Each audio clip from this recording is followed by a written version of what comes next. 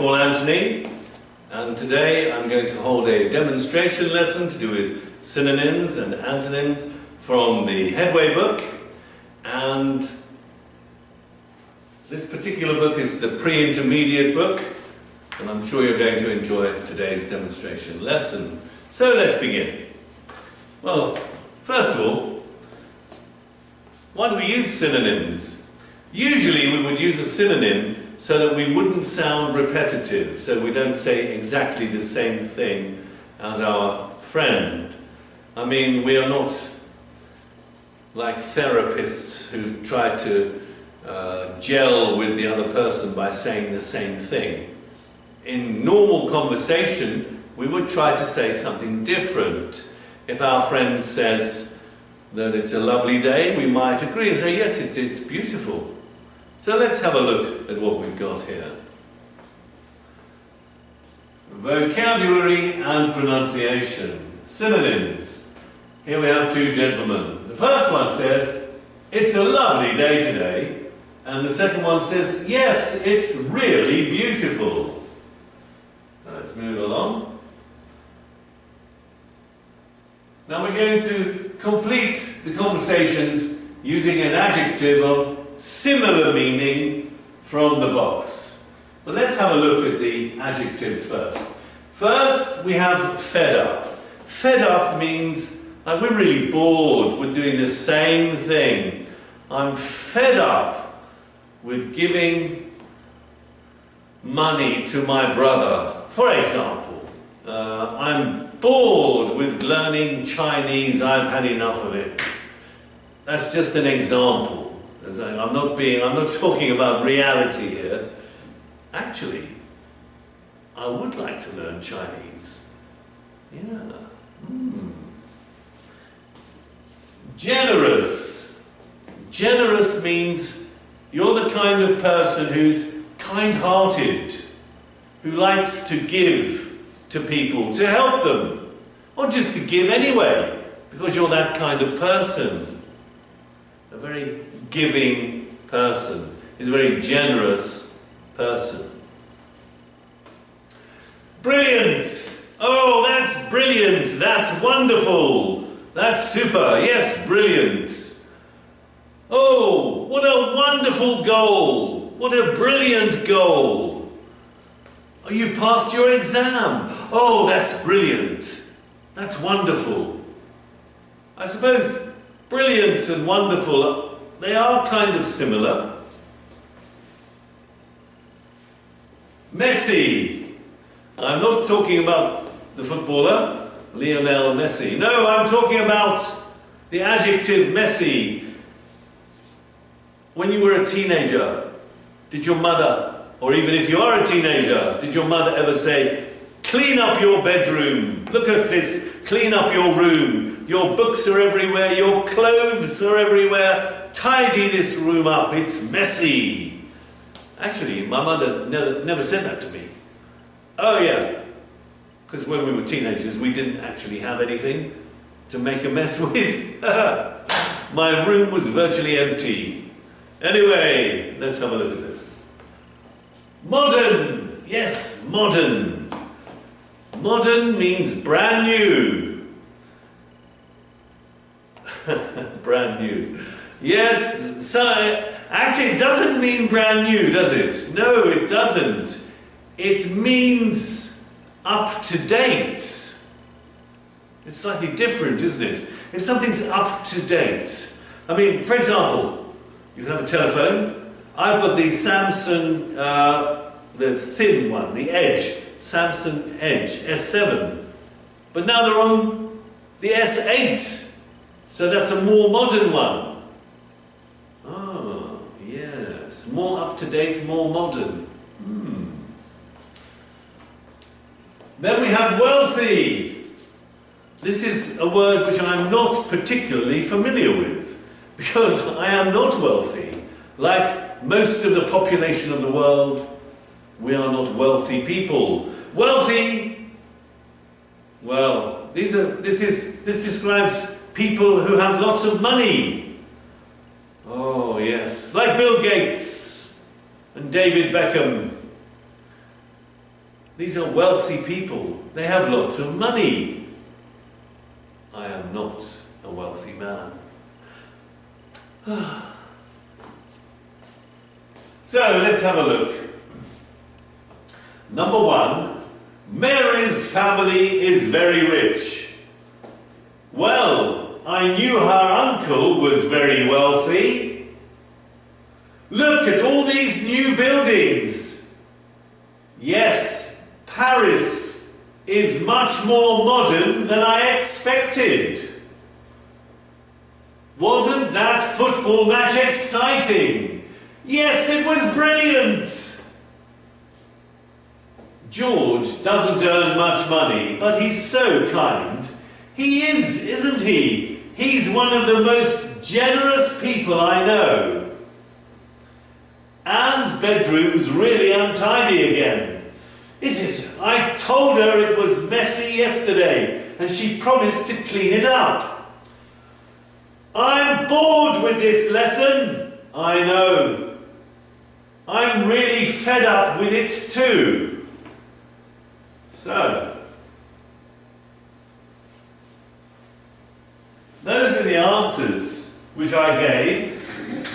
Let's see if the answers are correct. Tape script 6.8. 1. Mary's family is very rich. Well, I knew her uncle was very wealthy. 2. Look at all these new buildings. Yes, Paris is much more modern than I expected.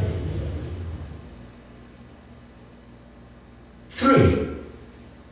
Wasn't that football match exciting? Yes, it was brilliant. 4. George doesn't earn much money, but he's so kind. He is, isn't he? He's one of the most generous people I know. 5. Anne's bedroom's really untidy again. Is it? I told her it was messy yesterday, and she promised to clean it. 6. I'm bored with this lesson. I know. I'm really fed up with it too. Yes, we got them, but we'll listen one more time. Tape script 6.8.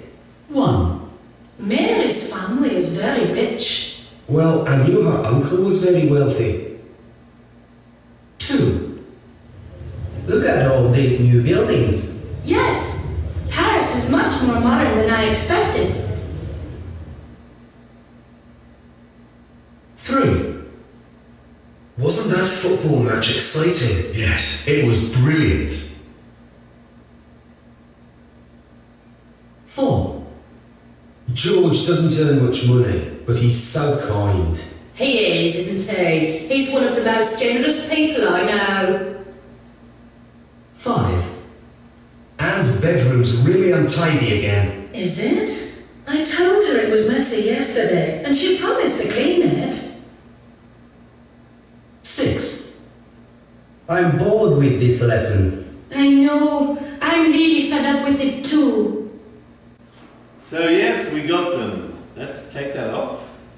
Now, we can also use antonyms in conversations to avoid repeating words.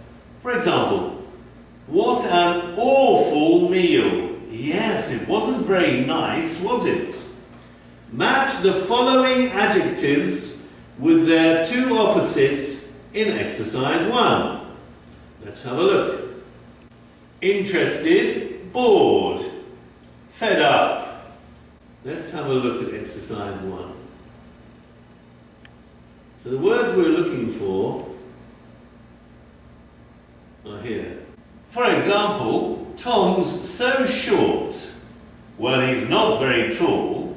He always wears such dirty clothes. They certainly aren't very clean. Now reply to these sentences and be more polite. London's such an expensive city. Well, it's certainly not very cheap. Paul and Sue are so mean. Well, they certainly aren't very generous. Their house is always so messy. Well, it isn't very clean. Well, it isn't very tidy. Their children are so noisy. They certainly aren't very quiet. John looks so miserable. He certainly doesn't look happy. His sister's so stupid. Well, she doesn't look very intelligent. Let's have a look. London's such an expensive city. Well, it's not very cheap. Paul and Sue are so mean. They're certainly not very generous. Their house is always so messy. It's not very tidy. Their children are so noisy. Yes, they're certainly not very quiet. John looks so miserable. He's not very happy. His sister's so stupid. Well, she's certainly not very clever. So that's how you can make yourself come across as being very polite, but when actually you're not really being polite. Listen and check. Pay particular attention to the stress and intonation. Tape script 6.9. 1. London's such an expensive city. Well, it's not very cheap. 2. Paul and Sue are so mean. They're certainly not very generous. 3. Their house is always so messy. It's not very tidy. 4. Their children are so noisy. Yes, they're certainly not very quiet. 5. John looks so miserable. He's not very happy. 6.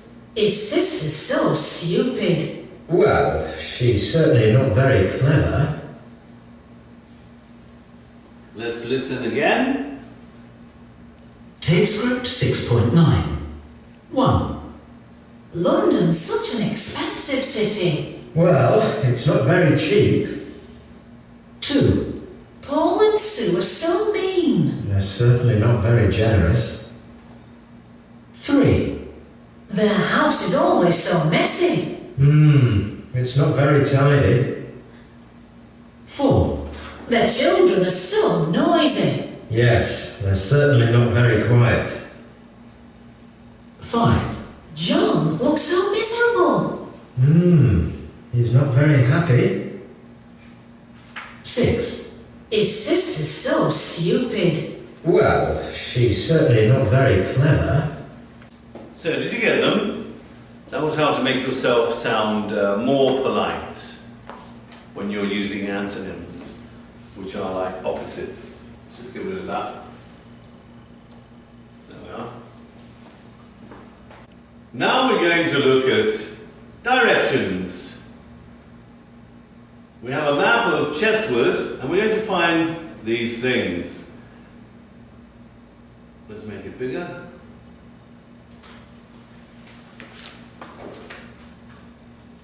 So we have a farm, a wood, a pond, a path, a hill, a river, a bridge, and a gate. So let's look at those things first. So a farm is where we have lots of animals, and also on the farm perhaps they have sheep and cows which they can milk.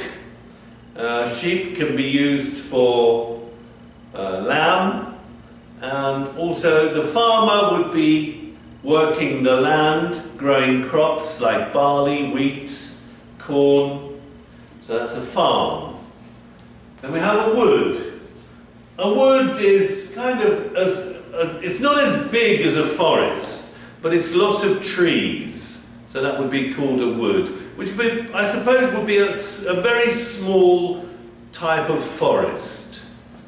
Then we have a pond. A pond is a small area of water. Maybe they have some frogs in the water. It's a very small area of water. Sometimes you might have 1 or 2 ducks in the pond. A path is really where you walk along. You walk along the path. So here's the path. Simply walk along the path. A hill goes up like that and down. So that's a hill. So you walk up the hill, or you can drive up or down the hill. Then we have a river. This is a fast flowing area of water which goes very long, and usually it goes quite fast, possibly in a kind of bend like that. We have the River Thames in London. Let's see this. Now a bridge, obviously a bridge kind of goes over the river and you can drive your cars across the bridge. In America, I think it's called the Sydney Harbour Bridge. We have lots of bridges across the River Thames. We have Tower Bridge, London Bridge, Hungerford Bridge, quite a lot of different bridges in London. And then a gate. Well, a gate, say you have your house behind you and you have a gate here, you can open the gate. But on a farm, you must always close the gate, otherwise the animals can get out. So, let's see if we can find them. Well, there's the farm. I found the farm. And there's the wood. Okay, we found the wood. Here's the pond. Can you see the pond? There's the pond just there. There's the pond.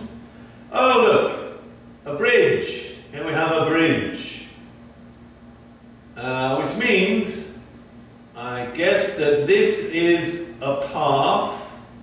Oh, there's a path, and there's a gate. There we have our gate. Oh, and this is the river. Here's the river. Yeah, that's the river. So that's all of them. So we found them. Did you find them? I expect you did. I think you probably did. Now, we're going to read these descriptions and add places to the map. Number 1, the hotel is opposite the station car park. Well, read these descriptions and add the places to the map. The hotel is opposite the station car park. So we need the station car park. This is Station Road. There's the station car park. So this must be the hotel. So here we have the hotel. That's the hotel. The next one. The bank is on the corner of Lower Road and Hill Road. It is next to the bakers. Lower Road and Hill Road. Oh. Oh, but he said it's next to the bakers. The bank next to the bakers. Well, here's Hill Road. And here's Lower Road. Is this the bakers? Or is this the bakers? It's on the corner. So actually, this is the bank. So where's the hotel then? Ah, wait a minute.